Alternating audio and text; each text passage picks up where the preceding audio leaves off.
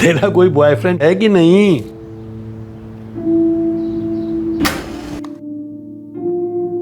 अरे जो करना था, जब करना था, कर तो चुका हूं। कुछ दिन करते करते सालों गुजर गए। गेम मेरे हाथ में।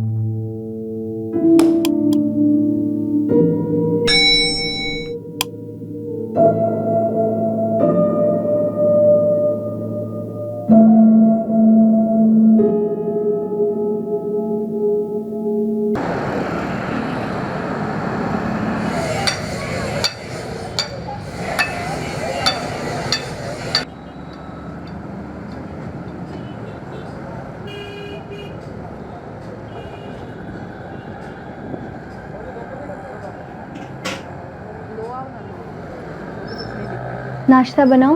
नाश्ता बनाने को बोला मैं तेरे को? चल जा, सुबह सुबह दिमाग खराब मत कर मेरा।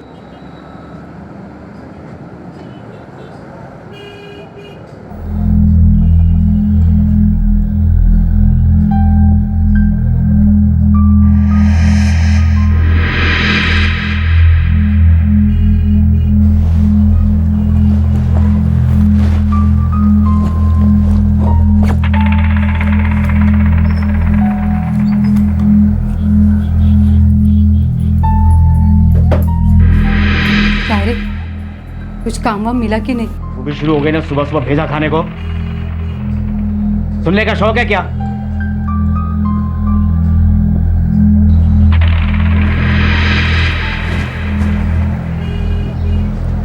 तुम तो कुछ बोलना ही मत बुड्ढे, वरना सन्न करके दूंगा तेरे को मैं।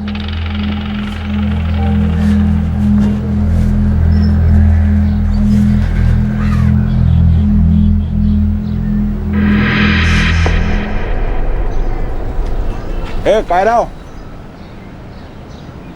सुबह सुबह बंठन के किधर भाई? शाम को एक पार्टी है, एनआर का तू। पार्टी शाम को है और तो हीरो बन के अभी से घूम रहा। अरे एक मस्त काम मिला है, चलता है क्या तू? माल कितना मिलेगा? एकदम सॉलिड। काय म्हणते? 5 मिनट रुक, मैं शर्ट भी पहन के आता हूँ। सुन, एक जोड़ी कपड़ा साथ में ले ले। क्यों? ले ले, बताता हूँ।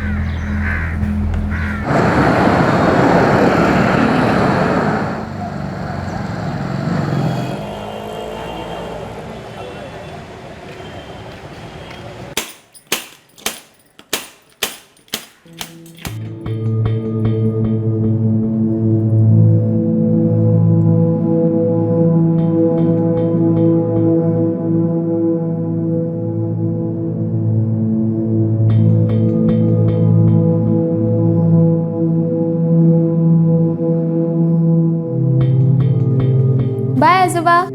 बाय हिमानी बेटा. काही पाहिजे? आते वक्त कुछ लेके आओ? ना बेटा, बस तू वक्त पे आ जाना. हाँ, देर मत करना. जी. यही थी ना मैगजीन जो आपने कही थी? हाँ, यही नहीं पढ़ी थी. विलास भाऊ, नई दवाइयाँ कब कब देनी है हिमायत है ना तुम्हाला? हो हिमानी ताई, सब लिख कर रखा है मैंने. ठीक है, मैं चलती हूँ. बाय आजोबा. ठीक है बेटे.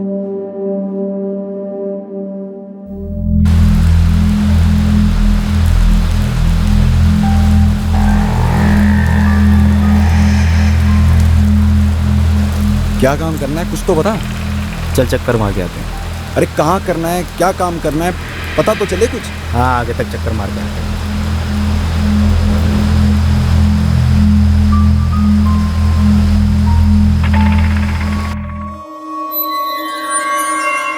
क्या सविता, आज फिर से लेट करा दिया ना तूने मुझे. अच्छा सुन, आजोबा का दोपहर का खाना अभी से बना के मत रख. दोपहर को आके फ्रेश बना, समझी? नहीं होगा ताई, दोपहर को वापस नहीं आ सकती है ना. विलास है ना, गरम करके खिला देगा. ठीक है.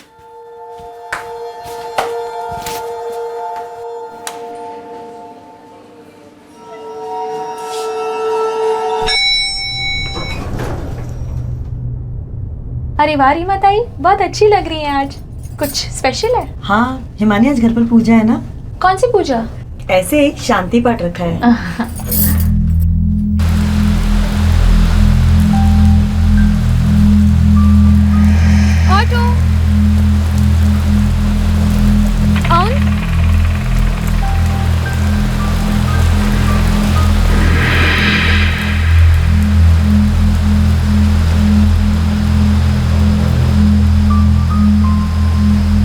अति हो रही है अब। तू बताएगा नहीं, मैं करूंगा नहीं। और ये एक जोड़ी कपड़ा लेने क्या को बोला तूने? अरे रुक ना, थोड़ा सिग्नल तो मिलने दे।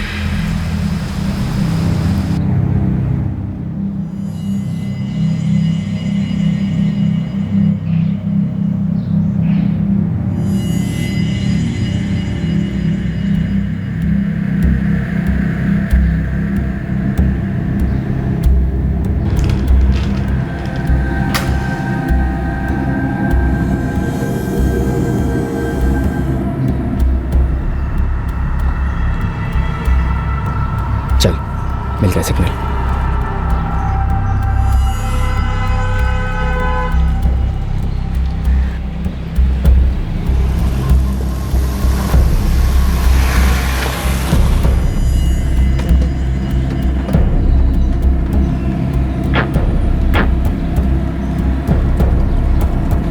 अरे आ गए वो लोग।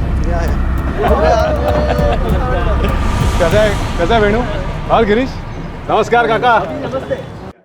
अरे गोपाल ये कसं आहे, मजेत ना? मस्त मस्त मस्त नमस्कार नमस्कार आइए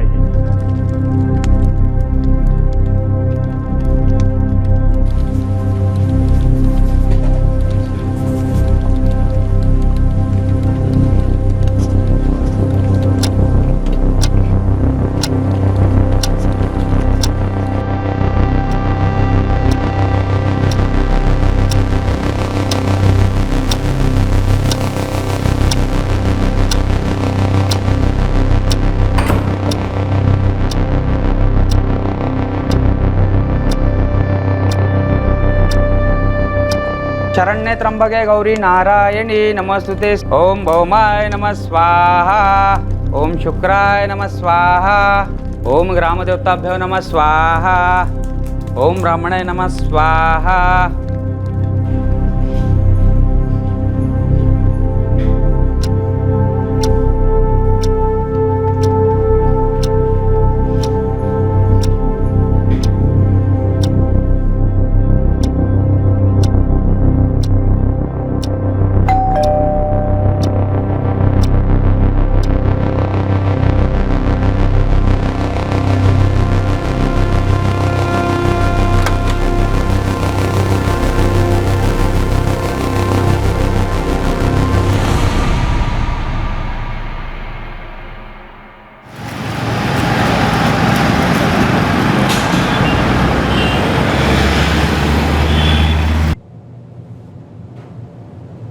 The number you have called is currently switched off.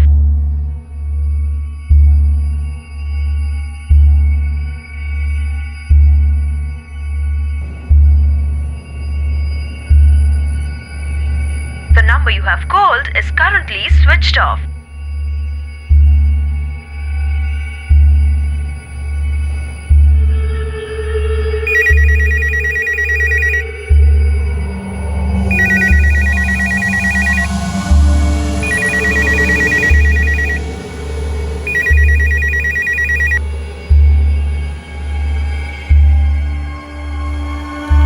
हमने लखानी सेरेमिक्स का बैंक अकाउंट ऑडिट किया है। काफ़ी डिस्क्रिपेंसीज हैं, कई सारी एंट्रीज बैंक अकाउंट में टैली नहीं हो रही है। आप एक बार चेक कर लीजिए।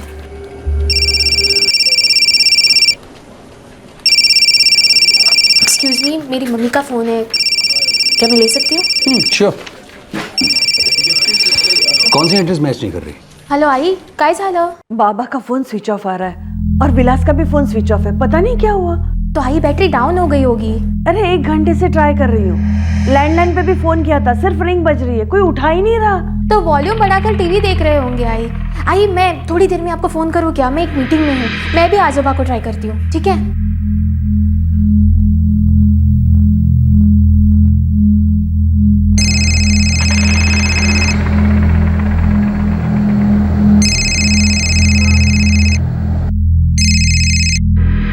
हाँ हिमानी दई। सविता किधर है तू? बी विंग में शर्मा जी के यहाँ। सुन ना, मेरे घर पे एक राउंड मार के आ। काय को? कोई फोन नहीं उठा रहा है, लैंडलाइन भी नहीं, जाके एक बार देख के आना। अच्छा ठीक है, मैं 10 मिनट में जाती हूँ, यहाँ का काम भी लगभग खत्म होने आया, फोन करती है मैं। हाँ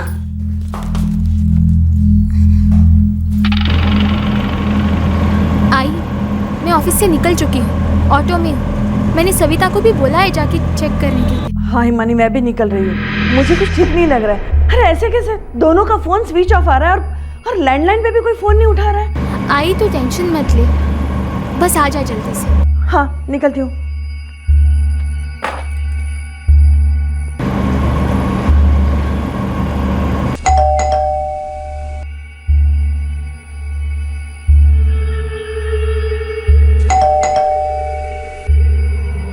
ताई मैंने घर की बेल बजाई लेकिन कोई दरवाजा ही नहीं खोल रहा है। अरे ऐसे कैसे कोई दरवाजा नहीं खुल रहा है? तूने बाहर से आवाज लगाई, नॉक किया क्या दरवाजे पे? हाँ ताई, 6-7 बार बेल बजाई मैंने। तूने बराबर से देखा क्या? दरवाजा बाहर से बंद है या अंदर से? अंदर से बंद है। ये पुजारी वॉचमैन को भी पूछा मैंने, तो वो बोला कि विलास भी नीचे नहीं आया और साहब भी नीचे नहीं आए। ठीक है, मैं 10 मिनट में पहुंच रही हूँ। भैया जरा जल्दी चलाइए प्लीज।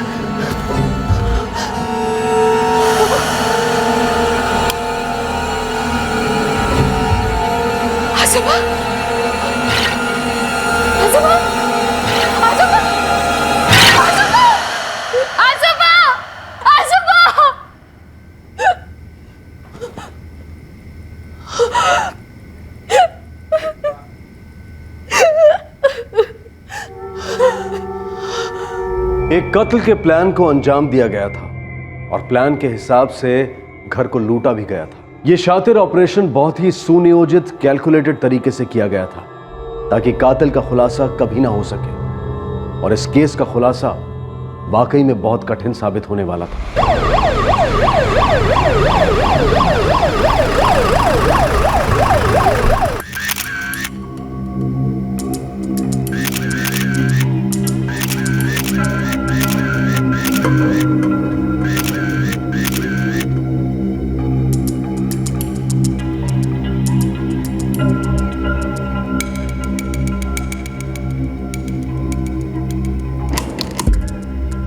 विलास मेरे आजोबा का अटेंडेंट था, उनकी देखभाल करता था। मेघराज जी आपके पिता हैं? जी नहीं, वो मेरे ससुर थे। आपके हस्बैंड कहाँ हैं?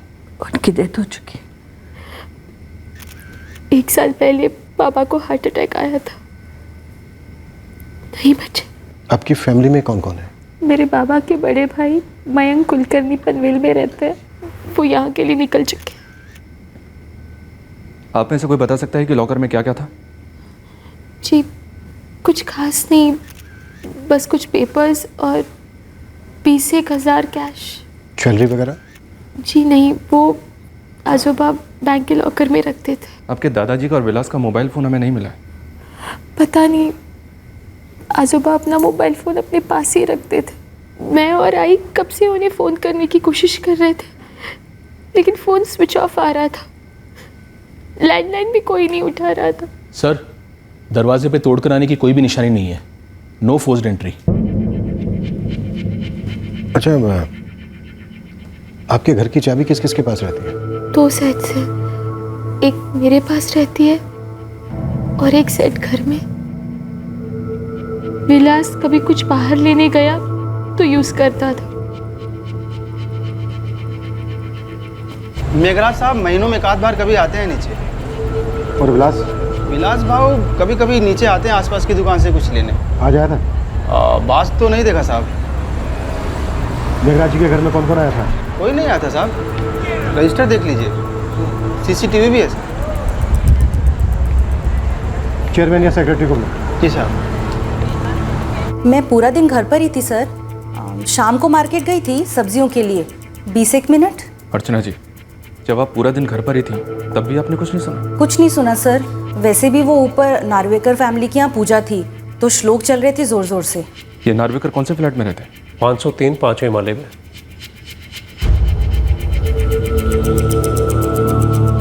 हाँ हिमानी, मैंने लोनावाला क्रॉस कर लिया है। 45 मिनट्स में पहुंच जाऊंगा। मैं और आई पुलिस स्टेशन जा रहे हैं मयंक काका। यहाँ घर पे उनकी पूरी टीम है, चेकिंग चल रही है। ठीक है, तो मैं सीधा पुलिस स्टेशन पहुंचता हूँ। आई, मैं विलास के घर वालों को भी बता दूं।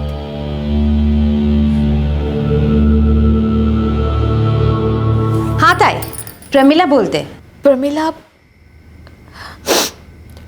हमारे घर में अटैक हुआ है। आजोबा और विलास। क्या हुआ उन्हें? दोनों को मार डाला। विलास नहीं रहा।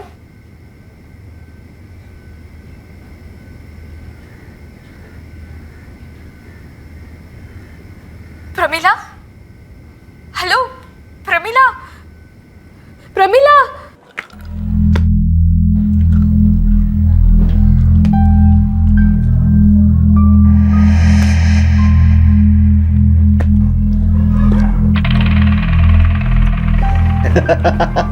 अरे गेम मेरे हाथ में। बोला दादा, सही गुड लक चल रहा है मेरा। सॉलिड कमाई होने वाली है, सॉलिड। क्या है ला? ये रूम मेरा, पार्टी मेरा और पैसे ये घसीट रहा है। अरे कब तक गुड लक चलेगा साले का? अब देख। बहू और पोती पुलिस स्टेशन पहुंच गए? हाँ सर। और वो बड़ा बेटा जो पनवेल में रहता है? मयंक कुलकर्णी, वो थोड़ी देर में पहुंचता ही होगा सर। मोहित, तीनों से बात करते हैं, समझते हैं क्या है क्या नहीं। जी सर। वैसे सोसाइटी की सीसीटीवी फुटेज 2-3 घंटे में मिल जाएगी। कबर्ड में लॉकर को छोड़कर किसी भी चीज़ को हाथ नहीं लगाया गया। और घर में कोई फोर्स्ड एंट्री के निशान भी नहीं है सर। कोई जान पहचान वाला आने वाला था क्या? आई, मयंक काका ने किसी को भेजा होगा क्या?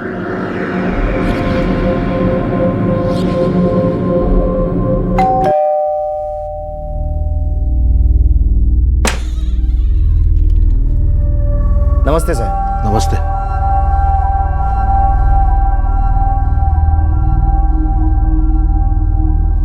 फिर आ गया वही बात करने।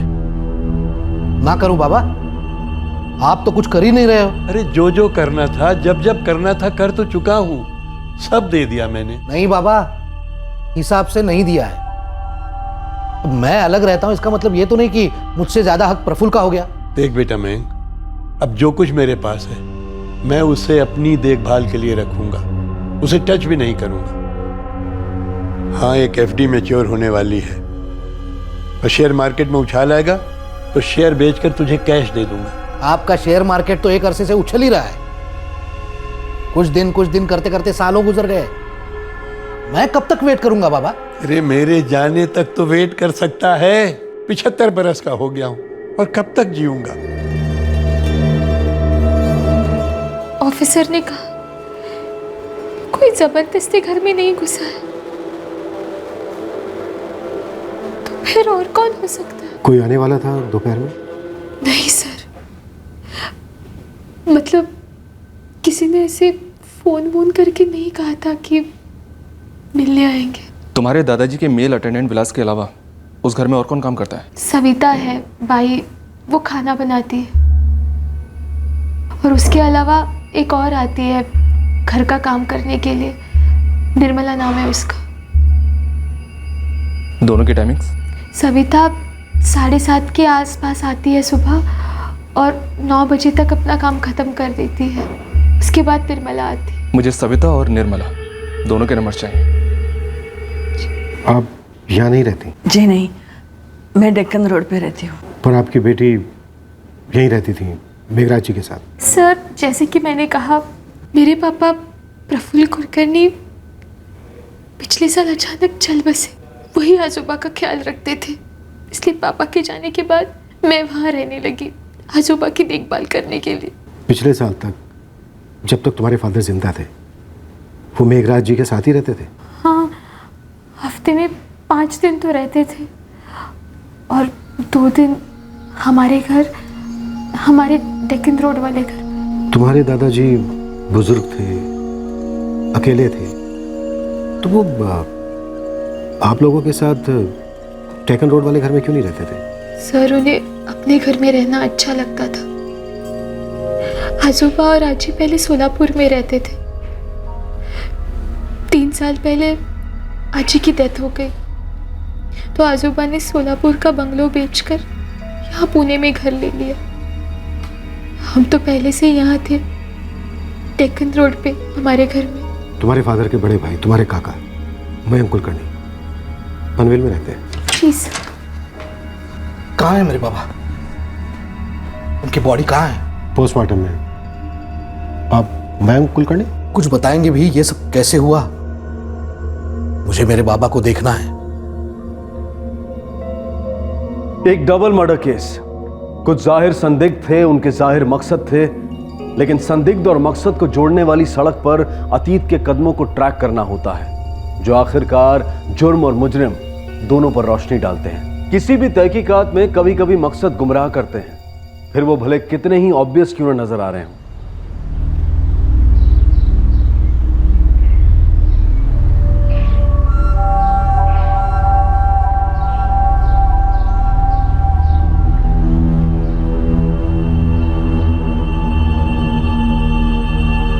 आई, मयंक काका के बारे में बता दूं ऑफिसर को? हाँ, बता दे। सर, बिल्डिंग की लॉबी में जो सीसीटीवी कैमरा है, पूरी सोसाइटी में बस वही एक कैमरा है। कल सुबह से देर शाम की फुटेज है सर।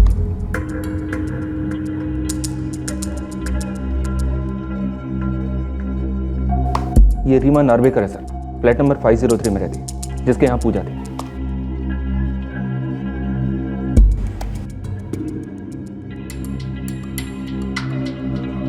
और ये सविता आश्रिका, कुलकर्णी के घर में खाना बनाने वाली, वॉचमैन ने बताया सर।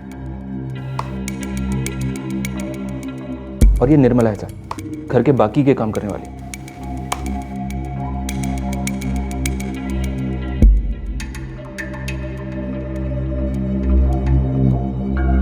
सर, उस दिन ये सारा ग्रुप पूजा के लिए आया था नार्वेकर फैमिली के यहाँ, फ्लैट नंबर 503 में, मेघराज कुलकर्णी के फ्लैट के 1 फ्लोर ऊपर।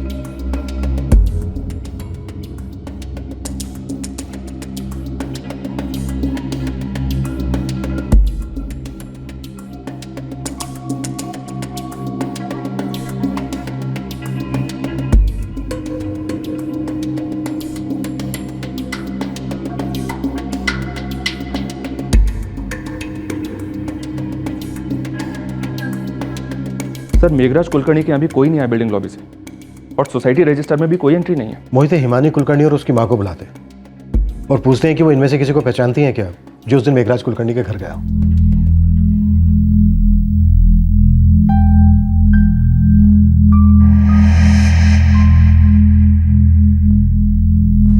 सर, हम इनमें से किसी को नहीं पहचानते। ये वो सारे लोग हैं जो उस दिन आपकी बिल्डिंग में आए थे। लेकिन हम इनमें से किसी को नहीं जानते, सिर्फ रीमा को जानते हैं क्योंकि वो हमारे ऊपर वाले फ्लैट में रहती है, और कुछ बिल्डिंग में रहने वाले लोग। और सविता और निर्मला। सविता और निर्मला, ये दोनों शामिल हो सकती हैं क्या? नो सर, वो दोनों ऐसा क्यों करेंगी? तुम्हारे दादाजी का कत्ल हुआ है, उनके अटेंडेंट विलास का कत्ल हुआ है। यह विलास सिर्फ इसलिए मारा गया क्योंकि वो वहां पर मौजूद था। क्या वो विलास को मारने आए होंगे और तुम्हारे दादाजी भी मारे गए? Collateral killing.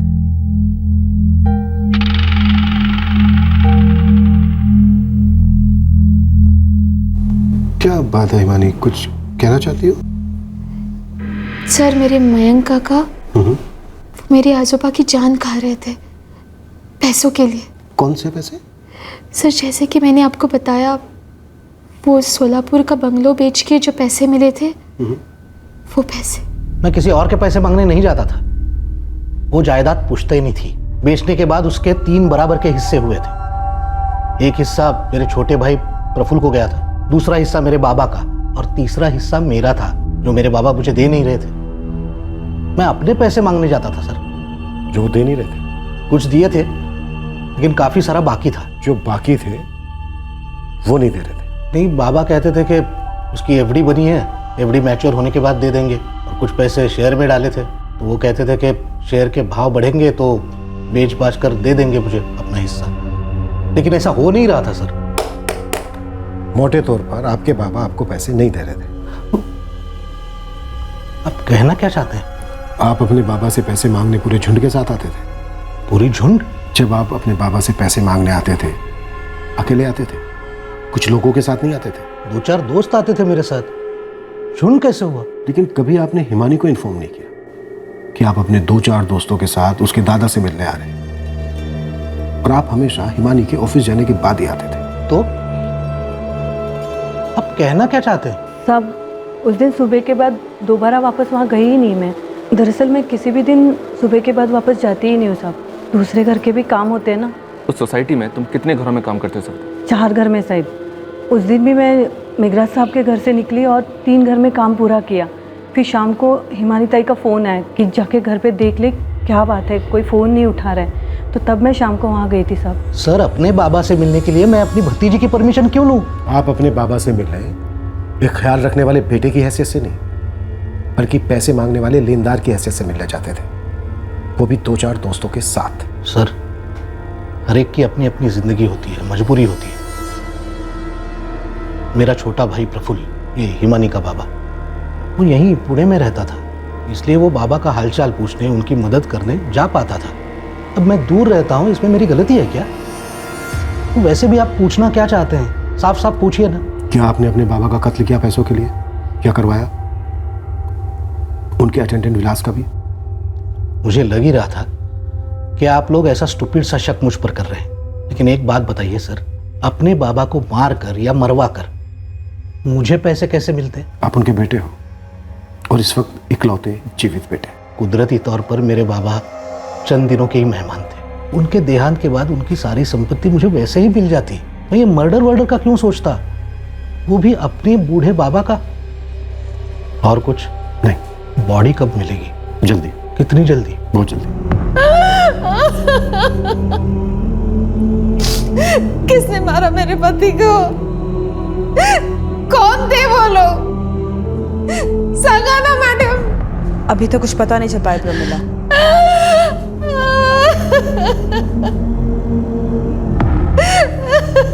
झगड़ा? कैसा झगड़ा साहब? बूढ़े मालिक मेघराज के साथ या उसके सहायक विलास के साथ? साहब, किसी से भी पूछो, मैंने हमेशा काम से काम रखा है, कभी किसी के साथ कोई झगड़ा नहीं हुआ है। उन दोनों को किसने मारा निर्मला? मैं तो उस दिन काम करके चली गई थी, सुबह आके देखा तो पता चला कि ऐसे ऐसे करके हुआ है। साहब, किसी को भी पूछो। 6 घरों में मैं डेली काम करती हूँ, लेकिन कभी किसी ने शिकायत नहीं की, गाली नहीं दी, कुछ भी नहीं किया। पर मुझे कैसे पता कि साहब और विलास को किसने मारा? दोनों की मौत के बीच मुश्किल से मिनटों का फर्क रहा होगा। मौत की टाइमिंग डॉक्टर? करीबन दोपहर 12 से 1 के बीच। डाइनिंग टेबल पर खाना लगा हुआ था, अनटच्ड। इस बात की पूरी पॉसिबिलिटी है कि हत्यारे 2 या 2 से ज्यादा थे। मेघराज कुलकर्णी और विलास दोनों का अलग अलग कमरों में कत्ल किया गया, वो भी लगभग एक साथ। सोचने वाली बात यह है कि कातिल फ्लैट में दाखिल हुए तो हुए कैसे?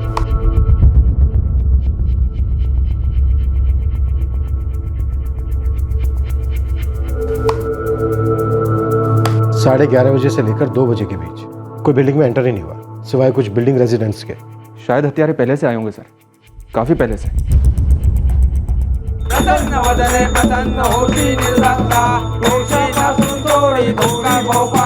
मतलब कोई सिंगल कातिल 2 या 3 या फिर उससे भी ज्यादा ना तो बिल्डिंग में आए और ना ही बिल्डिंग से बाहर गए। जी सर। मोहिते, शायद कातिल अभी भी बिल्डिंग में ही है।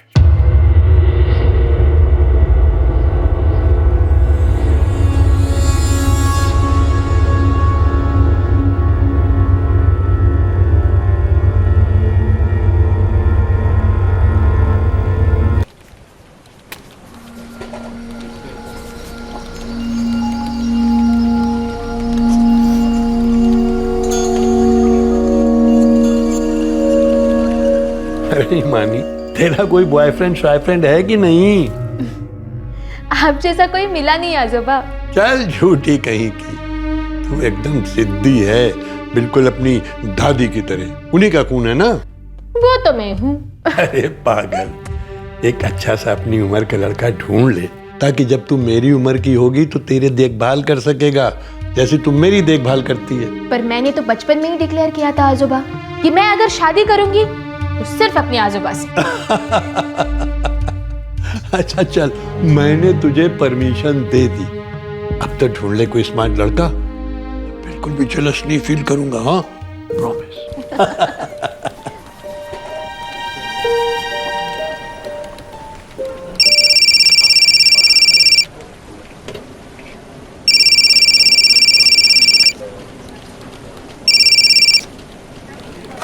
हेलो। तुम्हारे दादाजी और ऊपर के फ्लैट में जो नार्वेकर फैमिली रहती है, उनके बीच कोई अनबन, किसी तरह का कोई झगड़ा था? नार्वेकर फैमिली? उस दिन जिनके घर में पूजा थी, जिस दिन मर्डर हुए। सर, हर 3 महीने में एक बार हमारे घर कोई ना कोई पूजा होती है। एग्जैक्टली आप जानना क्या चाहते हैं? एग्जैक्टली काफी कुछ जानना है हमें, इसलिए फोन पर बात करने के बजाय आप हमारे क्राइम ब्रांच ऑफिस आ जाइए। सर, मैं सब समझ रहा हूँ, लेकिन एक बात कह देता हूँ, मेघराज कुलकर्णी और विलास के मर्डर केस में मेरा या मेरी फैमिली का दूर दूर तक कोई कनेक्शन नहीं। हम भी तो नहीं कह रहे हैं कि कोई कनेक्शन है, हम तो बस आपसे चंद सवाल पूछना चाहते हैं ताकि हमारी गलतफहमी दूर हो जाए, इसलिए आ जाइए। ओके, कब आना है? अभी। कुणाल नार्वेकर और रीमा नार्वेकर से मेरी हाय हेलो से ज़्यादा कभी बात ही नहीं हुई सर, और वो भी लिफ्ट में या कॉलोनी में आते जाते वक्त। आजोबा का उनके साथ ऐसा कुछ हुआ हो, ये मुझे याद नहीं आ रहा। तुम अपने दादाजी के साथ पिछले 1 साल से रहनी थी ना? जी। उससे पहले कभी कुछ हुआ हो? कुछ ऐसा कभी बताया तुम्हारे दादाजी ने तुमसे? नहीं सर, मुझे ऐसा कुछ याद नहीं आ रहा। आखिरकार खूनी पीड़ित के घर में दाखिल कैसे हुए थे और एक्चुअली वो करने क्या आए थे? उन्हें किसी ने बुलाया था या भेजा था? मकसद क्या था उनका? ये केस पुलिस को अचरज में डाल चुका था क्योंकि कोई स्पष्ट मकसद नहीं दिखाई दे रहा था और इसी वजह से मुजरिमों की चाल साफ तौर पर नजर नहीं आ रही थी। लेकिन इस जुर्म के होने के पहले कुछ हरकतें हो चुकी थीं जो लौटकर इस केस को सुलझाने वाली थी।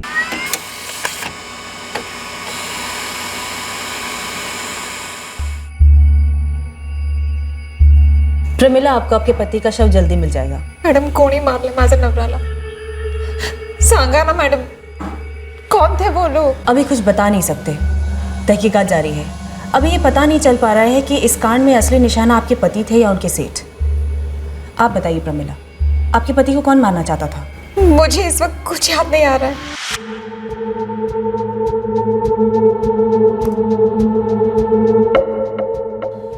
ये गोपाल है, गोपाल जाधव, मेरे एजेंसी का सप्लायर है। किस चीज की एजेंसी? मैं पीवीसी पाइप का डीलर हूँ। और ये बाकी के लोग कौन है?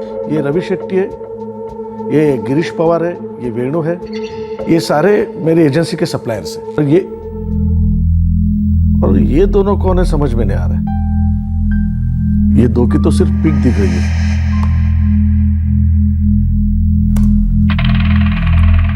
ये दोनों पहले भी पूजा में आए हैं? ये रवि और गिरीश है जो बात कर रहे हैं, और ये दो।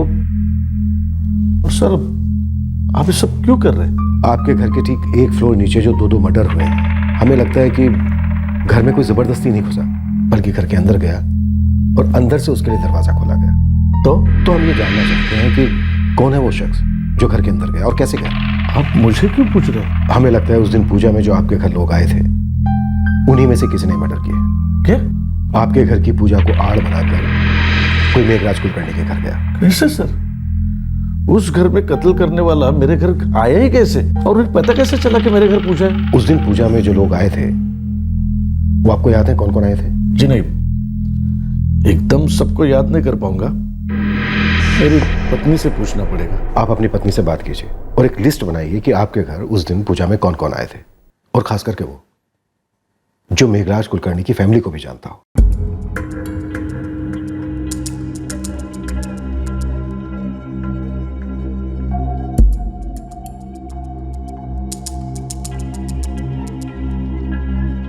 The number you have called is currently not reachable. Speed up cab services में आपका स्वागत है। सर, इस नंबर से 2 दिन पहले हमने एक कैब बुक की थी। मुझे पता लगाना है 2 दिन पहले ये कैब किसने बुक की थी, पिकअप कहाँ से था और डेस्टिनेशन क्या था।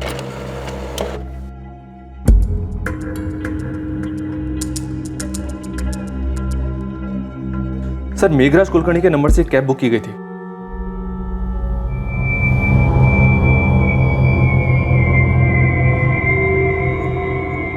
हेलो, हाँ मैडम, एक कैब बुक करानी है मेरे को। सर, कैब बुक की गई 2:25 पर और पिकअप टाइम दिया गया 3:20।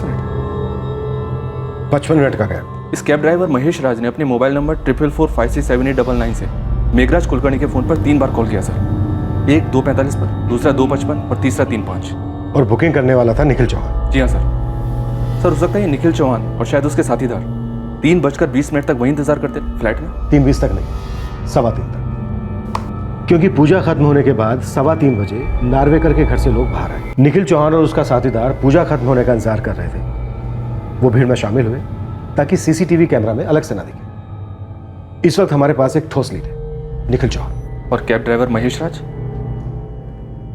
एक बात तो पक्की है मोहित, उस दिन मेघराज कुलकर्णी के घर पर कम से कम एक कत्ल करने की प्लानिंग तो की गई, या फिर खुद मेघराज कुलकर्णी। सिवाय लॉकर के घर में किसी भी चीज को नहीं छुआ गया, किसी भी चीज को डिस्टर्ब नहीं किया गया। लॉकर वाली कबर्ड में भी कुछ और नहीं ढूंढा गया, उसका सिर्फ लॉकर लूटा गया।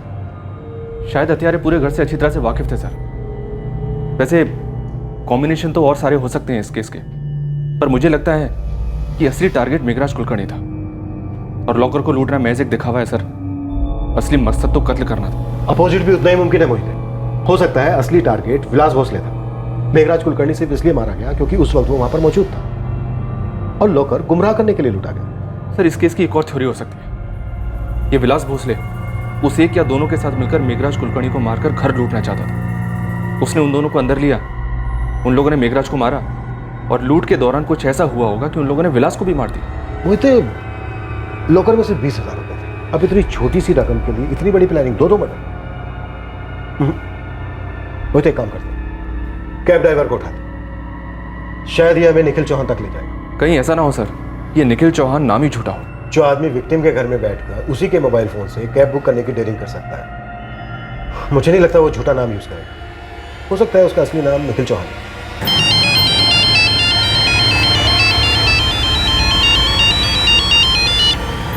हेलो, हाँ जी, मैं महेश राज बोल रहा हूँ। आप कौन?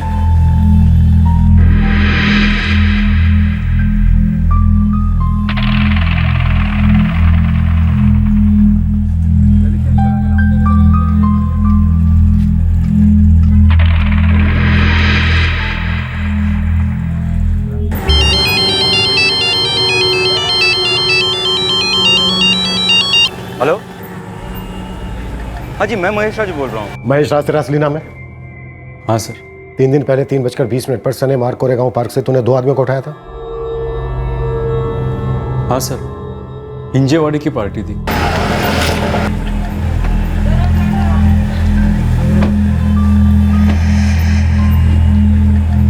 $128 हुआ सर।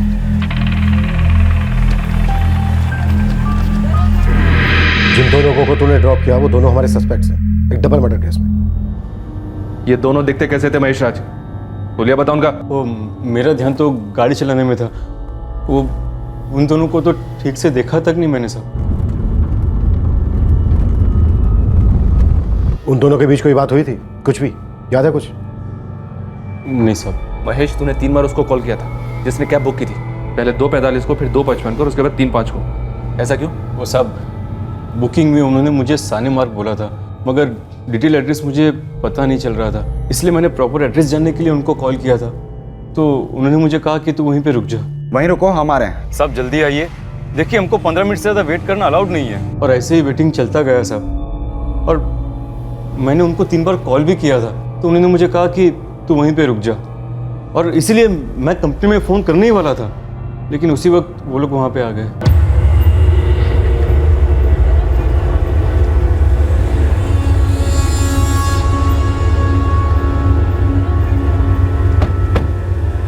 साहब पूरा 25 मिनट वेट हो गया। चल आ गया ना, गाड़ी निकल फटाफट। आप पर जाना कहाँ है? नीचे बड़ी ले ले। जो कुछ भी तुझे याद है बता दे। उम्र, शक्ल, कपड़े, कुछ भी। उन लोगों को पिकअप करने से पहले मैंने 4 पिकअप किए थे, उनके बाद और 5 पिकअप किए थे। शक्ल वगैरह कहाँ याद रहती है साहब, अपना भी दिमाग है, कैमरा तो है नहीं।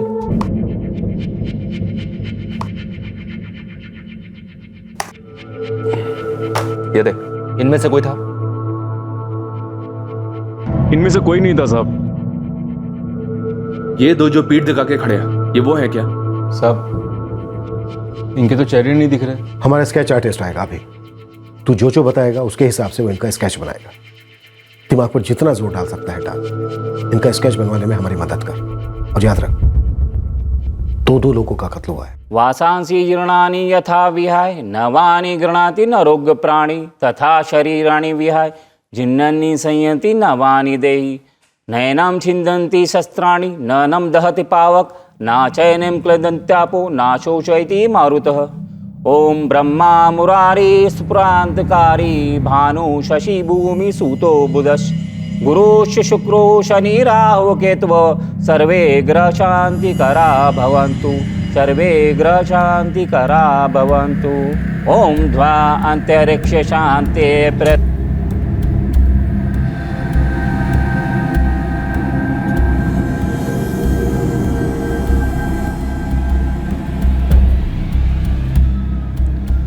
रीमा, पोलीस तुला फोन करणार आहेत वो सीसीटीव्ही फुटेज में लोगों को पहचानने के लिए।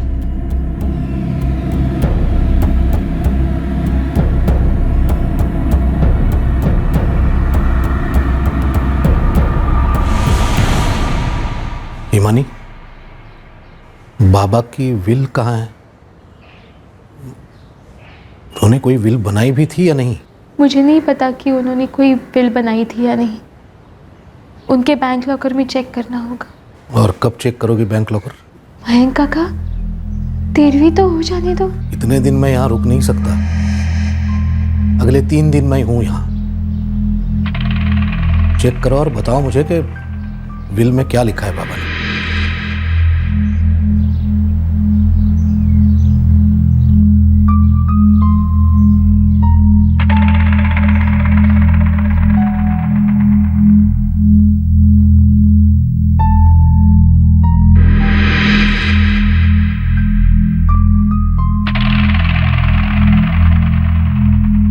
काय म्हणतात पोलीस? कह रहे कि उन्हें मालूम नहीं विलास और उसके सेठ मेघराज को किसने मारा। तेरे से कुछ बात हुई पुलिस की? कोई सवाल पूछे उन्होंने? नहीं तो मुझसे क्या पूछेंगे? नहीं, वो ऐसे ही।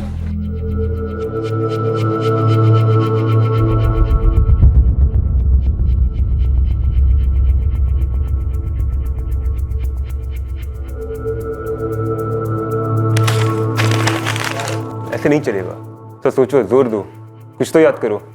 साहब मैंने उनको ठीक से देखा ही नहीं, तो क्या ठीक से बताऊं और क्या दिमाग पे जोर डालूं? सर, मयंक कुलकर्णी के कॉल रिकॉर्ड्स में शक करने जैसा कुछ नहीं है।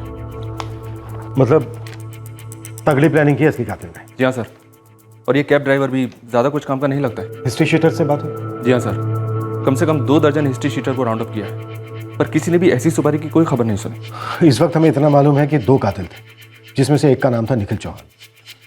अब ये नाम असली है या फर्जी, ये भी नहीं मालूम। वही थे, उनके लिए दरवाजा खोला गया था। एक बात और है सर, मेघराज को चलने में तकलीफ होती थी, और विलास के होते हुए वो दरवाजा क्यों खोलता?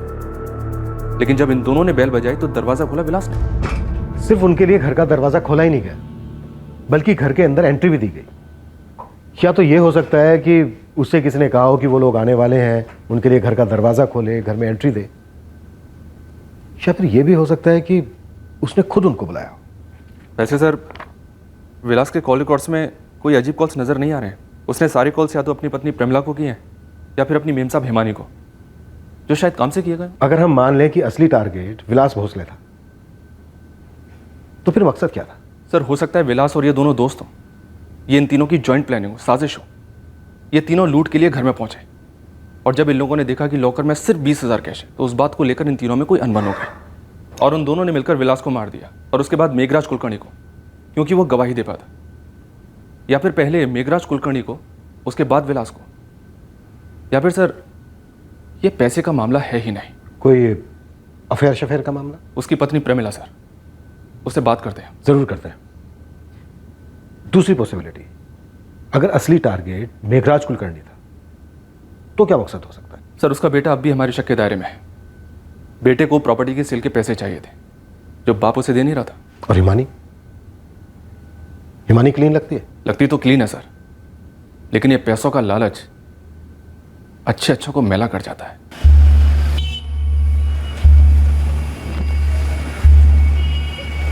ऑटो।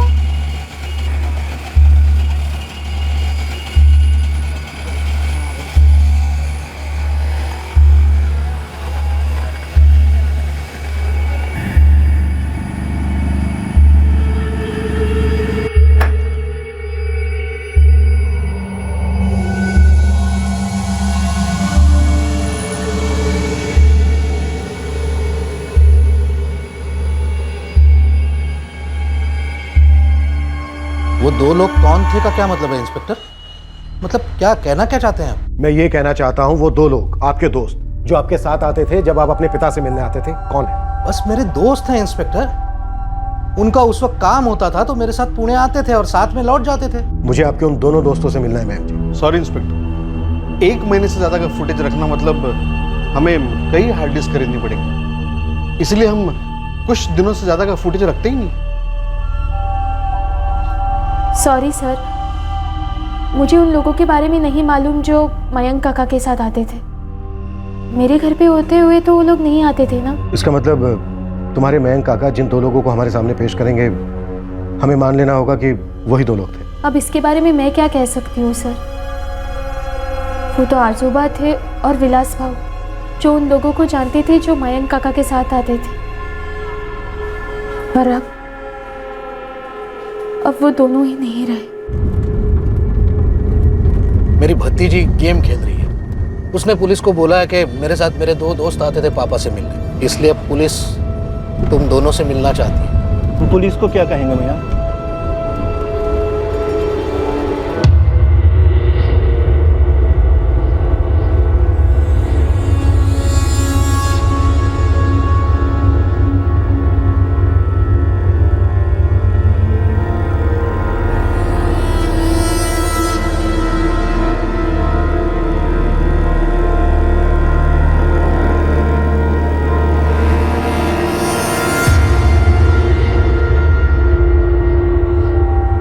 आप जरा डिटेल में बताएंगे, आप जानना क्या चाह रही हैं? हिमानी कुलकर्णी के बारे में मुझे सारी इन्फॉर्मेशन चाहिए, पर्सनल, प्रोफेशनल, सब कुछ।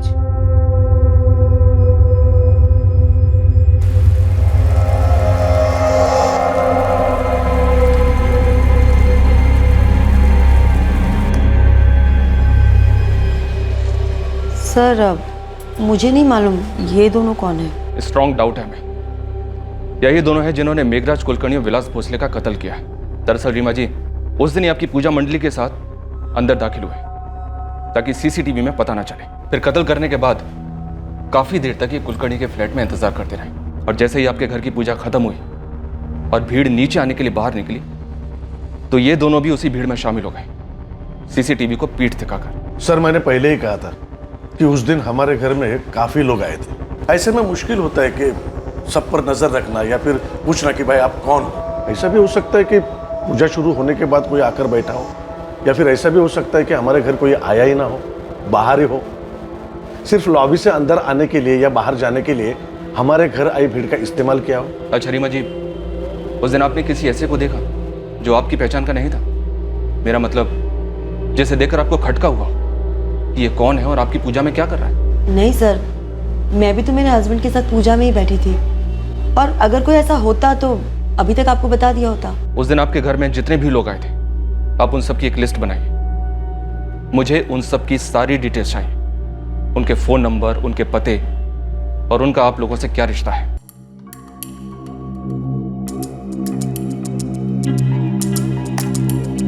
सर, ये रवि है, ये वेणु है, ये गिरीश है और ये राजीव है।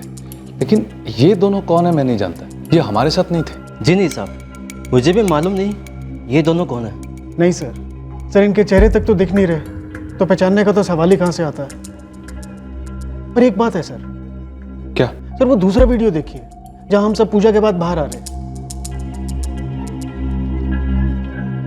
सर एक बात नजर में आई, सर वो देखिए, सर इन दोनों के कपड़े बदले हुए हैं, लेकिन मुझे डाउट है ये वही दो लोग हैं जो अंदर आते समय थे।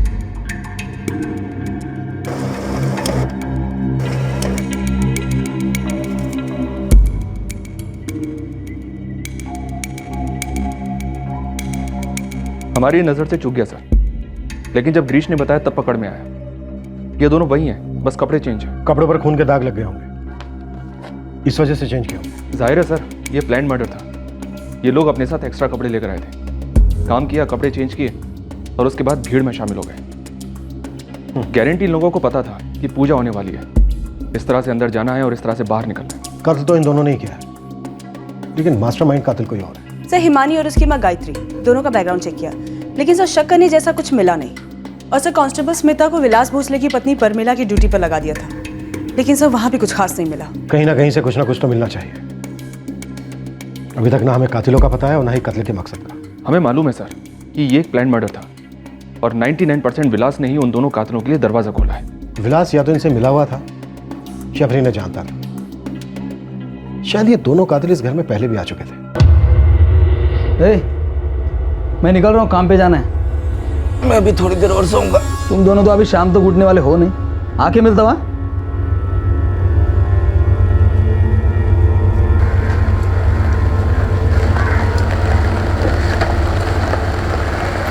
वो दो हत्यारे जो उस दोपहर मेघराज कुलकर्णी के फ्लैट में दाखिल हुए, डबल मर्डर करके फरार हुए, वो दोनों पुलिस की पहुंच और नजरों से बहुत दूर थे। उन्होंने एक प्लान को अंजाम दिया था और अभी तक उनका पलड़ा भारी था। वो दोनों पुलिस की रडार में तो थे, लेकिन पुलिस को उन तक पहुंचने में बहुत देर लगने वाली थी। लेकिन अब इन दोनों की मोडस ऑपरेंडी, जुर्म के लिए अपनाया गया तरीका पुलिस के सामने लगभग आ ही चुका था। ऑटो कौन?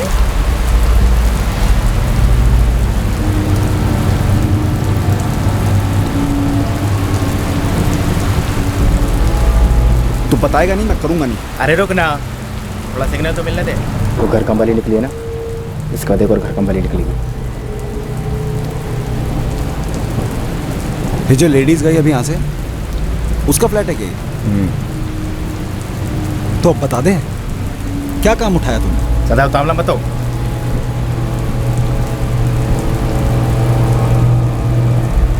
वो देख, एक और कम वाली आ गई।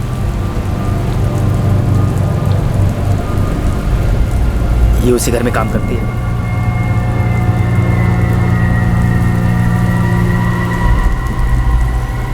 अब आधे घंटे में एक और भाई आएगी, घर कम वाली।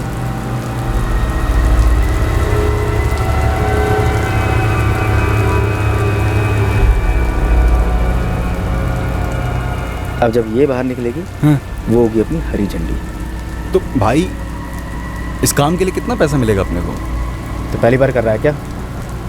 तो शांति रखना, तुझे भी अच्छा रोकड़ा मिलेगा।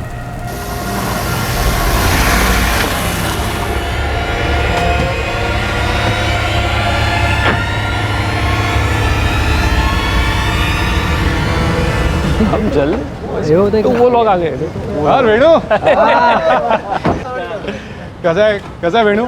और गिरीश काय काका काय म्हणताय? चला वहिनी, या चला। रास्ता क्लियर है, हम लोगों को इन लोगों के पीछे चलते रहने का। जैसे ही वो लोग लोगी में पहुंचे, टर्न मारने, समझा गया?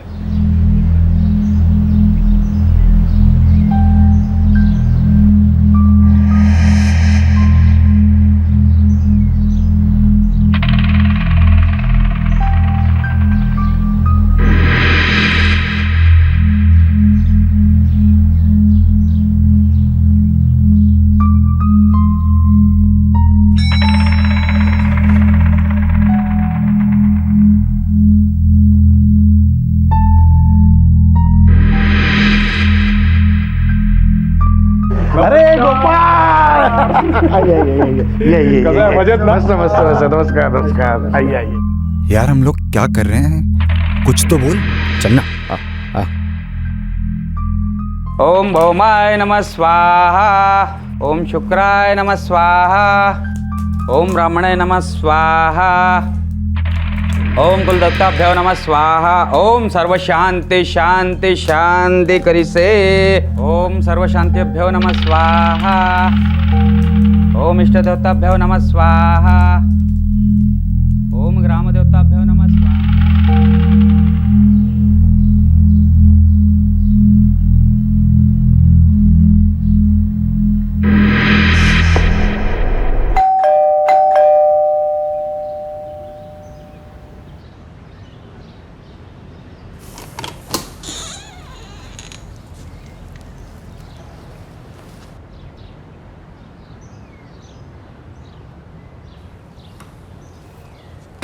अभी तो सोए है सेठ। तो रुकते हैं थोड़ी देर, पानी तो पिला दो। ठीक है बैठो।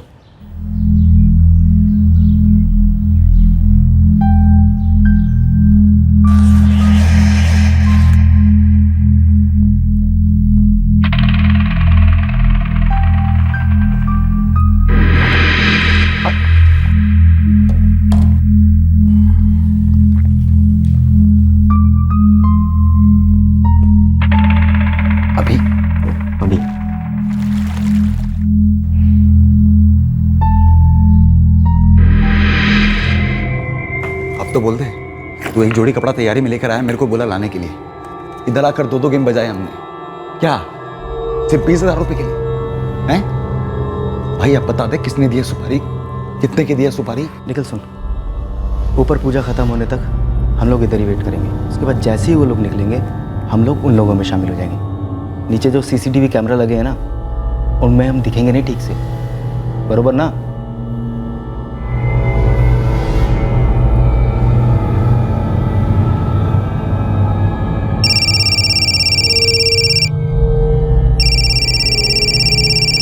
क्या बोलेगा वो, उसको बोल रुकने को, हम लोग आ रहे हैं। चलो तो यार तुम लोग सिर्फ पूजा के टाइम में आते हो, कभी ऐसे भी आया करो। कुणाल भाऊ, हम तो पूजा के बहाने कभी कभी आ भी जाते हैं आपके यहाँ पर, आप तो वो भी नहीं आते। भाभी जी के साथ कभी बनाइए कोई प्रोग्राम, आइए घर पर। जरूर गिरीश भाऊ जरूर। चलिए नमस्कार। चलो।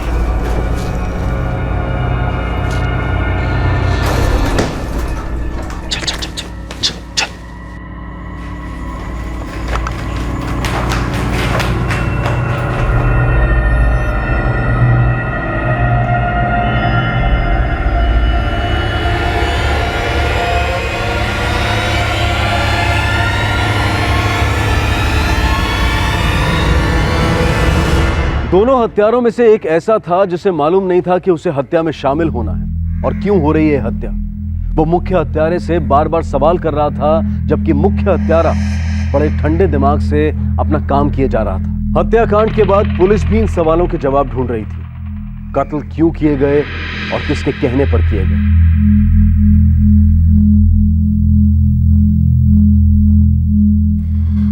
नहीं सर, हम इनमें से किसी को नहीं पहचानते। लेकिन वो थे तो पहचान वाले। उन्हें घर के अंदर लिया गया, एंट्री दी गई और उस वक्त घर में 2 ही लोग थे, तुम्हारे दादा और विलास। अब तुम्हारे दादा ने तो दरवाजा खोला नहीं होगा। नहीं सर, आजोबा बीमार रहते थे, वो दरवाजे तक तो नहीं आ पाते। तो जाहिर सी बात है दरवाजा विलास ने खोला। वो तुम्हारे दादाजी की पहचान के थे या फिर विलास की, जिसके चलते वो घर के अंदर आए। अब हिमानी, हमें यह जानना है कि ऐसा कौन हो सकता है जिसके लिए इतने आराम से विलास दरवाजा खोल देता। दिन भर ऑफिस में रहती हूँ, हफ्ते में 6 दिन। मेरे पीठ पीछे क्या होता है, कौन आता है कौन जाता है, फ्रैंकली मुझे नहीं मालूम। विलास को काम पर कैसे रखा गया था? वो एक एजेंसी के थ्रू आया था। एजेंसी से तुम्हारे दादाजी ने कांटेक्ट किया? जी सर, 1 साल से वो आजोबा के साथ काम करता था। कभी कभी उसकी बीवी भी आती थी, प्रमिला, वो भी घर का थोड़ा बहुत काम कर लेती थी। तुम्हारे दादाजी काफी पैसा छोड़कर गए। जी, क्या बात है सर? हिमानी, क्या ऐसा है कि तुमने हमें वो नहीं बताया है जो इस वक्त हमें पता होना चाहिए। मैं आपके इशारे समझ रही हूँ सर, पर ट्रस्ट मी, मुझे जो जो मालूम था, शक था, मैं आपको सब कुछ बता चुकी हूँ। तुमने हमें जो अपने काका मयंक कुलकर्णी के बारे में बताया, वहां पर हमें कुछ दाल में काला नहीं दिखा। वहां नहीं दिखा तो आप यहाँ ढूंढ रहे हैं। सर मैं बच्ची नहीं हूँ और बेवकूफ़ भी नहीं हूँ। अच्छी तरह से जानती हूँ मेरा पीछा हो रहा है, ऑफिस में इंक्वायरीज हो रही। मेरे आजोबा मेरे बेस्ट फ्रेंड थे, मेरी अच्छी जॉब है, मुझे उनके पैसों में कोई इंटरेस्ट नहीं है, बस उनसे बहुत लगाव था, इसलिए उनकी देखभाल करने के लिए मैं उनके साथ रहती थी। वो खूनी तुम्हारे दादाजी के घर के चप्पे चप्पे से वाकिफ थे। उन्होंने सिर्फ लॉकर ढूंढा। वो घर में तब दाखिल हुए जब घर पर सिर्फ तुम्हारे दादाजी और विलास मौजूद थे। सर हमारे घर से ताल्लुक रखने वाला हर शख्स ये जानता था कि दोपहर में आजोबा और विलास घर में अकेले रहते थे। घर के दोनों भाइयों को भी ये बात मालूम थी और पड़ोसियों को भी। हाउसिंग सोसाइटीज में सभी को एक दूसरे के घरों की खबर रहती है, लेकिन सोसाइटी में इन दोनों आदमियों की किसी को खबर नहीं। मैं अभी भी आपके बात का मुद्दा नहीं समझ पा रही हूँ। आप इसमें किसकी गलती साबित करना चाहते हैं? मेरी? यहाँ किसी की गलती नहीं है, बल्कि दो वेल प्लान मर्डर हुए हैं। और मैं ये जानना चाहता हूँ वो शख्स कौन है जो तुम्हारे दादाजी के घर से खुद के घर की तरह वाकिफ था, लेकिन इतनी नफरत भरी थी उसके अंदर, या फिर लालच, कि उसने घर के मालिक को ही मार दिया और साथ में उनके अटेंडेंट विलास को भी। जो भी है वो, उन्हें पकड़ लीजिए सर, और हो सके तो मेरे सामने लेके आइए। मैं भी जानना चाहती हूँ उससे कि ऐसा क्या किया था मेरे आजोबा ने उनके साथ। विलास के बारे में सुन के बहुत दुख हुआ सर। तुम्हारी एजेंसी उसे प्लेस करती थी, तो जरा रिकॉर्ड्स देखकर बताइए, कोई रेड मार्क है या कोई क्रिमिनल एक्टिविटी? बिना रिकॉर्ड देखे ही बोल सकता हूँ सर। विलास जैसा अटेंडेंट था ही नहीं। पेशेंट ठीक हो जाते थे फिर भी उसको नहीं छोड़ते थे। और मेघराज कुलकर्णी तो बड़े आदमी थे, उन्हें बेस्ट अटेंडेंट चाहिए था, इसलिए मैंने विलास को उनके पास भेजा था। साहब मुझे नहीं मालूम ये दोनों कौन है। विलास के कोई दोस्त ऐसे दिखते हैं? साहब मेरे पति के दोस्त वगैरह नहीं थे, वो पूरा टाइम अपने काम में ही लगे रहते थे। हाँ कभी बात करते थे तो अपने बड़े भाई मनोज से। क्या कहना चाहोगे मनोज? क्या बोलूँ मैं साहब, भगवान का आदमी था मेरा भाई। कभी कभी शनिवार या रविवार को घर पे आता था, मिलते, बात होती। विलास का कोई दोस्त नहीं था? वो तो मैं कह नहीं सकता साहब, लेकिन उसके पास टाइम ही कहाँ था, हमेशा काम में ही दिल लगा था और कोई आदतें भी नहीं थी उसकी। उसको कोई क्यों ऐसे मार डालेगा, ये मैं सोच भी नहीं सकता। साहब कैसे भी करके दोनों को धर लो साहब, कितनी बेरहमी से मेरे पति को मारा। आखिर क्या दुश्मनी निकाल रहे थे वो लोग, मैं जानना चाहती हूँ, उनके चेहरे देखना चाहती हूँ। नहीं साहब, पहले कभी देखा नहीं इन्हें। याद करो सविता, कभी कोई मिलने आया हो विलास से या तुम्हारे साहब मीग्रा से? ऐसा है ना साहब, एक बार मैं किचन में घुसी ना तो एक ही घंटे में फटाफट पूरे दिन का खाना बनाती थी और वहाँ से निकलती थी, फिर से नहीं लौटती थी साहब। और बाहर कौन आया गया मुझसे कुछ लेना देना नहीं था ना साहब, कसम से कहती हूँ साहब, मैंने कभी किसी को देखा नहीं साहब, मैं बस काम से काम रखती थी साहब।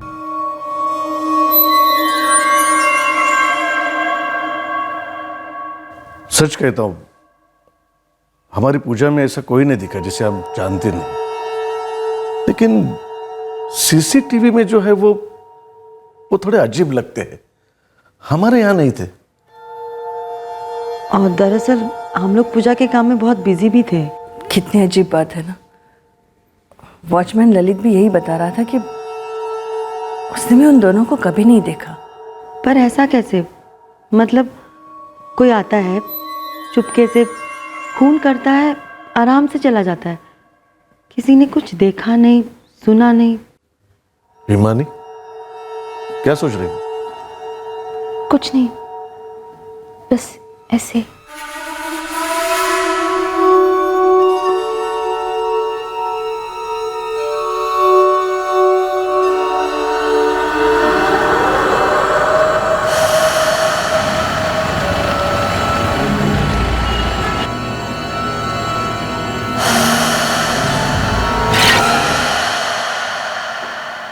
नहीं साहब, कौन है ये? किसी दिन तुम्हारे सेठ के घर पे आए थे ये लोग, सेठ से मिलने या विलास से मिलने? नहीं देखा साहब, मैं तो काम करके निकल जाती थी। अच्छा, विलास से तुम्हारी कभी तो बात हुई होगी, घर में कोई झगड़ा हुआ था या कोई अनबन? कभी ना कभी कुछ तो कहा होगा उसने, याद करो।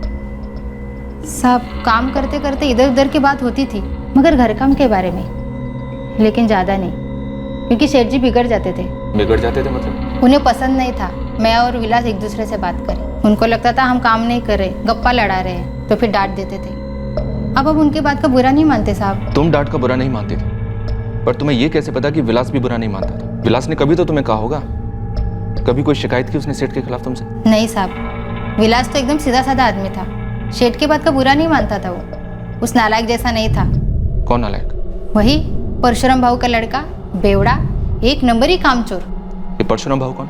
विलास के पहले ना वो यहाँ काम करते थे, उनका लड़का आता था, सर में दर्द था, वो एक काम ढंग से नहीं करता था। मैंने परशुराम भाऊ को भी बोला था आपका लड़का कोई काम ही नहीं करता, फिर सेठ जी ने भी उसको निकाल दिया काम से। फिर विलास आ गया।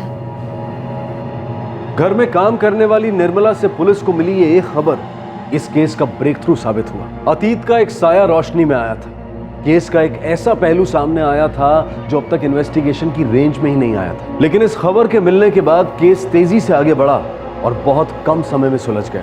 जुर्म का मकसद सामने आया, पर क्या ये मकसद किसी और बड़े मकसद से जुड़ा हुआ था? हाँ, ऑफ कोर्स मैं परशुराम भाऊ को जानती हूँ। लेकिन इस आदमी का तुमने जिक्र तक नहीं किया। फ्रैंकली सर, मैंने कभी सोचा भी नहीं था कि उनका इस केस से कुछ ताल्लुक हो भी सकता है। इनका बेटा भी काम करता था तुम्हारे घर में? नहीं, इनका बेटा क्यों काम करने लगा? परशुराम भाऊ आजोबा के अटेंडेंट थे। शायद उनका बेटा कभी आया होगा घर पे, पर मैं तो घर पे नहीं रहती थी। पर काम परशुराम भाऊ ही करते थे। मैं उनके बेटे को नहीं जानती। विलास के पहले परशुराम कदम को अटेंडेंट ड्यूटी के लिए भेजा गया था। ये परशुराम कदम का बेटा भी उसके साथ काम करता था, सुना है? पियक्कड़ है। हाँ सर, एक नंबर का निकम्मा है वो अविनाश। अगर अविनाश कदम निकम्मा है, शराबी है, तो ये परशुराम कदम उसे अपनी जगह काम पर क्यों भेजते थे? शायद कुछ काम सीख जाए इसलिए, लेकिन लेने के देने पड़ गए सर। ये अविनाश काम चोरी के अलावा बदतमीजी भी करने लगा। मेघराज साहब को उल्टे सीधे जवाब देने लगा, बस कंप्लेन आ गई। अविनाश, अविनाश, अविनाश! क्या हुआ दादाजी? ये अविनाश कहाँ मर गया? वो तो सो रहा है। उठाओ उसे और उठाकर उसे मेरे सामने बुलाओ। अविनाश, ये हो क्या रहा? तो शराब की बू कैसी आ रही है तुमसे? बू आ रही है? कहाँ आ रही है बू? निर्मला ने अपनी आंखों से देखी शराब की बोतल रसोई में। अरे उसने पीते हुए देखा क्या? जूस था वो ऐसे ही कान भरती रहती है और आप शुरू हो जाते हो। और तू ड्यूटी के वक्त सो कैसे सकता है? दादू, काय पाइजे तुला? मेरा सर दर्द से फटा जा रहा है, मुझे अपना सर दबवाना था। अरे अभी तो दबाया था थोड़ी देर पहले सर तुम्हारा। तो क्या कोई एहसान किया मुझ पर? देख अविनाश, तू हद से बाहर जा रहा है। बुला बुला अपने बाबा को फोन करके यहाँ, अभी की अभी। मेघराज जी देखिए, शांत हो जाइए। आपकी तबीयत के लिए इतना चिल्लाना ठीक नहीं है सर। अरे अगर मेरी तबीयत की फिक्र होती ना तुम लोगों को, तो ऐसे नालायक आदमी को काम करने के लिए नहीं भेजते मेरे यहाँ। सर मैं अभी परशुराम से बात करता हूँ, अभी बात करता हूँ सर। कोई जरूरत नहीं प्रकाश परशुराम से बात करने के लिए, उससे मेरी बात हो चुकी है। वो कह रहा था कि अविनाश ऐसे ही है, माफी मांगने लगा मुझसे। कह रहा था धीरे धीरे काम करते करते सुधर जाएगा।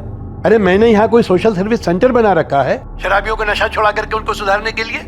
अरे मैं एक बूढ़ा बीमार आदमी हूँ, मुझे अपनी मदद के लिए एक ढंग का अटेंडेंट चाहिए, जो तुम मुझे नहीं दे सकते हो।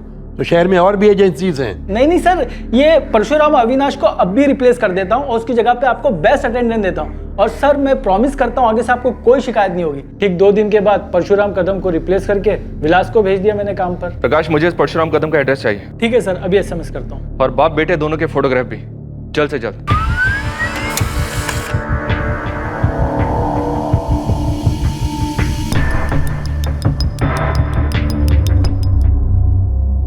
जी नहीं, मुझे ये बात पहले मालूम नहीं थी सर। ये बात तब की होगी जब मैं अपने पापा के घर में रहती थी। मुझे यहाँ आए बस 1 साल हुआ है। जब मैं आजोबा से मिलने आती थी तब परशुराम भाऊ से मिलती थी। पर ये इनका बेटा अविनाश, इसे मैंने पहले कभी नहीं देखा है। लेके आओ दोनों को। 5 दिन से उसने घर पे मुंह नहीं दिखाया साहब, हम सब परेशान हैं। अविनाश के सारे दोस्तों के नाम और पते बताओ। उसका तो एक ही दोस्त है साहब, दारू। जो उसको दारू पिलाता है दोस्त बना लेता है, शराबी कहीं का। वैसे इस बार क्या कर दिया साहब उसने? मेघराज कुलकर्णी और विलास भोसले, नाम सुना ही होगा। जी बिल्कुल, मैं उनके यहाँ काम करता था। सुना है उनका मर्डर हो गया है। हाँ, और इन दोनों के मर्डर में तुम्हारा बेटा अविनाश सस्पेक्ट है। अगर तुम उसे कहीं भी छिपा रहे हो तो बता दो, ये डबल मर्डर है। ये क्या कर दिया अविनाश ने? परशुराम जल्दी पता बता उसका। अगर मुझे पता चलेगा तो आपके पास घसीट कर लाकर डाल दूंगा साहब। हमारे आदमी तुम्हारे घर पे और तुम सब पे नजर रखेंगे। बस एक बात याद रखना, उसकी मदद की तो कानून से तुम्हें कोई मदद नहीं मिलेगी।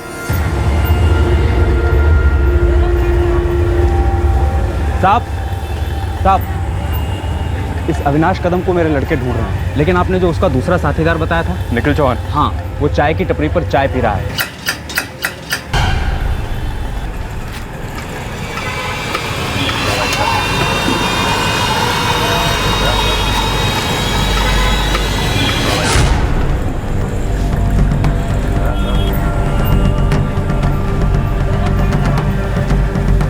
भाई ज़्यादा साहब, कैब बुक करनी है इंजीवाड़ी के लिए।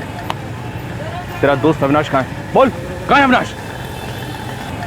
साहब मैं बता रहा हूँ साहब, मैं बता रहा हूँ साहब। नहीं। सबसे पहले ये बोल कि अविनाश का है। साहब वो उसका दोस्त है साहब, रजनीश। हम लोग उधर ही छुपे हुए थे साहब, और वो भी 5 दिन से उधर ही सो रहा है साहब। मैं मेरी आई की कसम खा रहा हूँ साहब, मेरे को मालूम नहीं था कि मर्डर वर्डर का प्लान है साहब। मेरे को लगा चोरी करने का है। मैं सच कह रहा हूँ साहब, नहीं तो मैं जाता ही नहीं साहब मैं उधर। और ये रजनीश रहता कहाँ है? इंजीवाड़ी में साहब। मुझे कोई फोटो दिखा है 2 लोगों के। मैंने तो बोला मैं तो नहीं पहचानती। फिर पूछा घर में कोई झगड़ा वगैरह हुआ था क्या? मैंने बोला हाँ, परशुराम भाऊ के लड़के अवी को लेकर एक दिन गर्मा गर्मी हुई थी। क्या? लेकिन निर्मला, तुमने मुझे ये बात पहले क्यों नहीं बताई? अरे ताई, मुझे तो लगा आपको सब कुछ मालूम है। लेकिन इस अविनाश कदम को और उसके साथीदार निखिल चौहान को पता कैसे चला कि हमारे घर पूजा है? कुछ समझ में नहीं आ रहा। कहीं ऐसा तो नहीं कि विलास उन लोगों के साथ मिला हुआ था?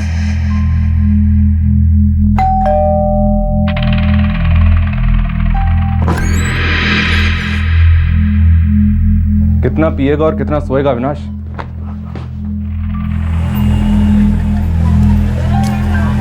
पुलिस ने अविनाश कदम को धर लिया है प्रमिला। उसने और उसके एक दोस्त निखिल चौहान ने मिलकर विलास और मेघराज सेठ का मर्डर किया था। किसने भेजा था?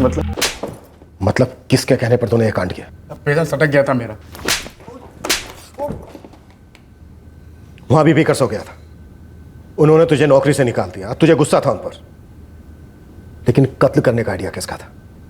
पैसे किसने दिए? नाम बोल उसका। उस बुड्ढे की वजह से कहीं काम नहीं मिल रहा था मेरे को। जिंदगी खराब की ना मेरी। रोज नशे में जाएगा तो कौन काम पर रखेगा?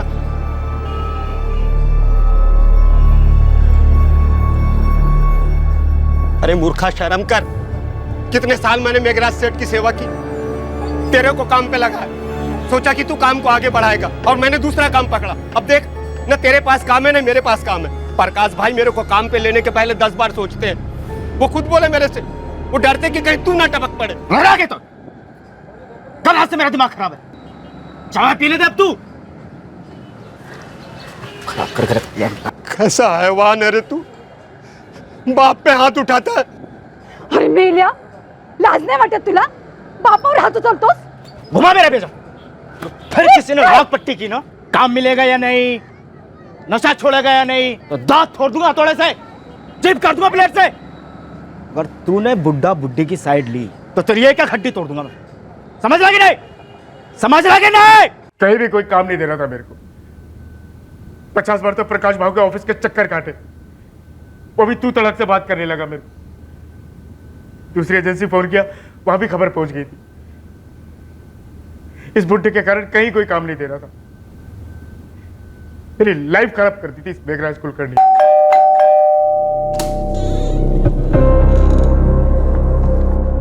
अरे अविनाश, तू इधर?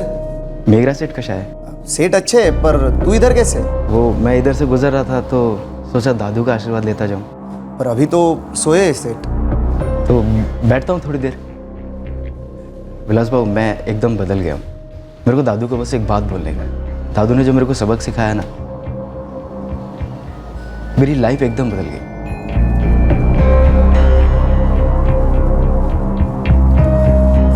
मैं देखता हूँ वो उठे कि नहीं। विलास ने जब दरवाजा खोलकर अविनाश और उसके दोस्त को अंदर आने दिया, उसे ये बिल्कुल ही मालूम नहीं था कि अविनाश के इरादे क्या हैं। इसकी वजह से मेरी लाइफ में पनौती लग गई। तो मर्डर के बाद तो मेरी लाइफ में पनौती लग जाएगी ना। ऐसा कुछ नहीं होगा बे। बुड्ढे का फ़ोन ले, टैक्सी वाले को फ़ोन कर और टैक्सी बुक कर। इस विलास को भी सबक सिखाना था मेरे को। इसकी वजह से भी कई काम नहीं मिल रहा था मेरे को। तू सबक सिखाएगा? तू?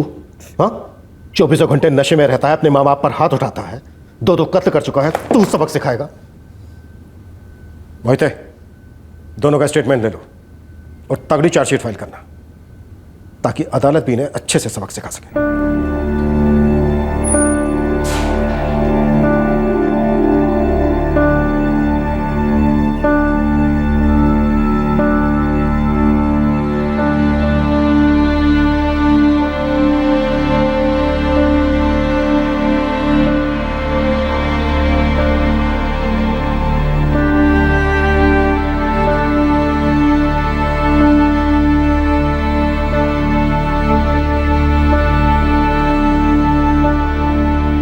मेघराज और विलास से जुड़े सभी लोग शॉक्ड रह गए इस डबल मर्डर के पीछे के राज को जानकर। विलास भोसले ने दरवाजा खोलकर एक ऐसे आदमी को अंदर आने दिया जिसके दिलो दिमाग में सिर्फ नफरत का लावा उमड़ रहा था, और सीधे साधे विलास को जरा सी भनक तक नहीं थी कि अगले चंद मिनटों में क्या होने वाला था। रही बात बिल्डिंग में आयोजित पूजा की और उस पूजा के मेहमानों की आड़ में कातिलों के बिल्डिंग में दाखिल होने और वहां से भाग निकलने की, तो ये महज एक इत्तेफाक था। अविनाश ने लोगों को बिल्डिंग के अंदर जाते हुए देखा और उसी वक्त सोच लिया कि इसका फायदा उठाया जाए, और वाकई में इस वजह से पुलिस को उन तक पहुंचने में देर हुई। एक कुंठित नाराज कर्मचारी का गुस्सा आसानी से पकड़ में नहीं आता, लेकिन किसी के लिए दरवाजा खोलना या ना खोलना, ये फैसला करना उतना भी मुश्किल नहीं है। अब मैं अनूप सोनी आपसे इजाजत लेता हूं, फिर मुलाकात होगी अगले एपिसोड में एक और चौंका देने वाले केस के साथ। तब तक सुरक्षित रहें और सतर्क रहकर एक अच्छे नागरिक का फर्ज अदा करें, और देखते रहें क्राइम पेट्रोल सतर्क। सबक एक को सीख हम सबको। जय हिंद। इस तरह के और भी एपिसोड देखने के लिए हमारे चैनल को सब्सक्राइब करें और बेल आइकन दबाना ना भूलें।